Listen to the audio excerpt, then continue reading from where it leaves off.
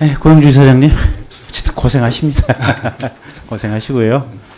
이제 사회에 다양한 의견이 있어야 되고, 이 다양성이 존중받아야 되는데, 이제 이 시대의 어떤 보편적이고 평균적인 사고도 분명히 있는 것 같아요. 어느 시대나. 근데 이제 이 사장님께서 이제 평생을 공안검사로서 살아오시면서 어떻게 보면 했던 업무를 통해서 바라봤던 세상하고 또 지금 2017년에 세상은 또 많이 바뀌어 있는 것이 아닌가. 그래서 아까 이상민 의원님께서 이제 어쨌든 사퇴하시다라고 이제 말씀을 하셨고, 저 역시 이제 지난번 1회 질문에도 비슷한 얘기를 드렸는데, 근본적으로 큰 틀에서 국민들의 보편적인 사고가 많이 바뀌셨고, 아마 뭐 이제 호흡 부위원장님 계시지만, 글쎄 이제 뭐가 분명히 있긴 있겠지만, 어쨌든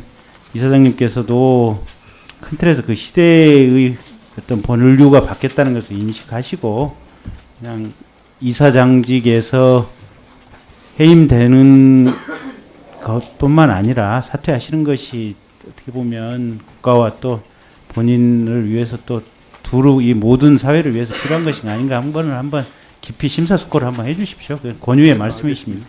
권유의 말씀입니다. 그리고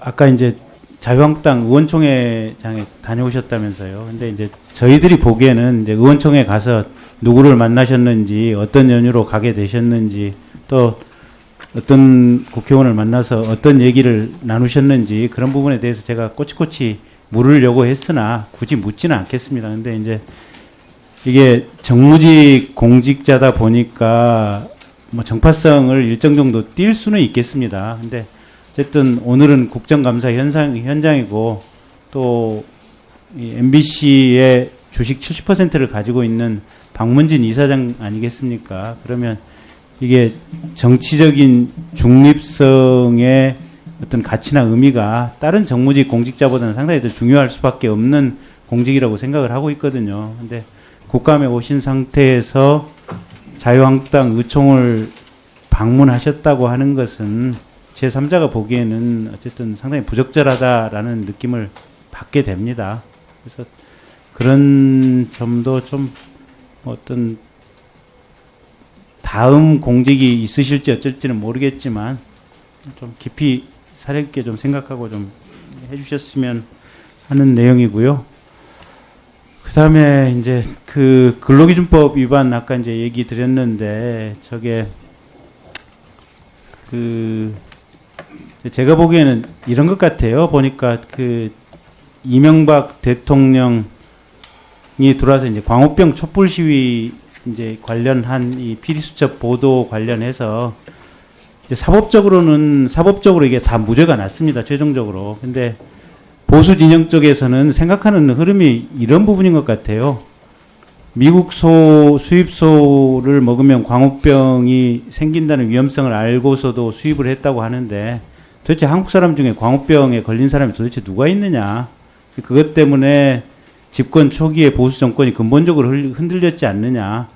이제 그런 점 때문에 이 방송에 대한 어떤 장악이라든지 이런 부분이 크게 필요하다. 아마 이런 생각을 했을 것으로 그 생각의 흐름을 제 나름대로는 추측할 수 있을 것 같아요. 근데 이제 그런 어떤 생각의 바탕 위에서 MBC 방송사를 운영하다 보니 결국은 생각에 반하는 사람들에 대해서는 여러 가지 인사조치라든지 동원할 수 있는 어떤 많은 수단을 조금은 초법적으로 아마 동원을 해서 방송사를 운영을 하셨겠죠.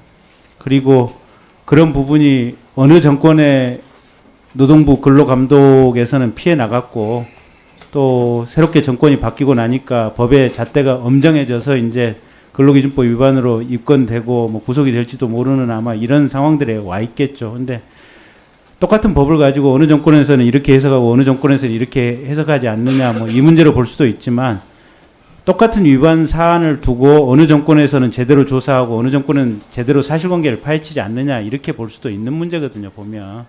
그래서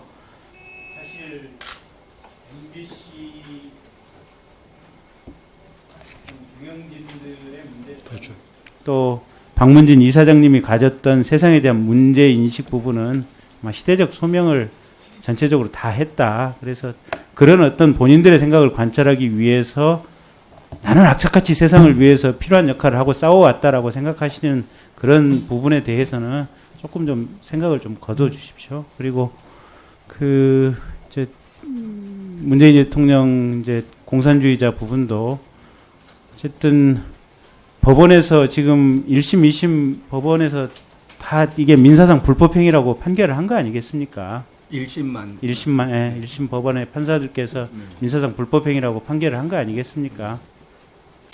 그러면 그게 이제 뭐 항소심이나 대법원에서 뒤집어질 가능성을 배제할 수는 없지만 어쨌든 평균적으로 보면 저는 그 판결이 유지될 가능성이 훨씬 높다고 봅니다. 높다고 보고 이제 그런 점에 비춰 볼 때도 우리 이사장님의 사고가 조금 지금 현재의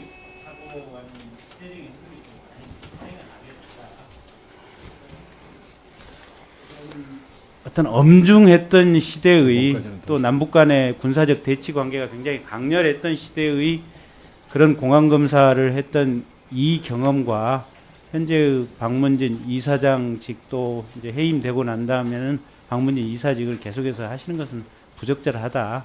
이런 제가 말씀드리겠고요.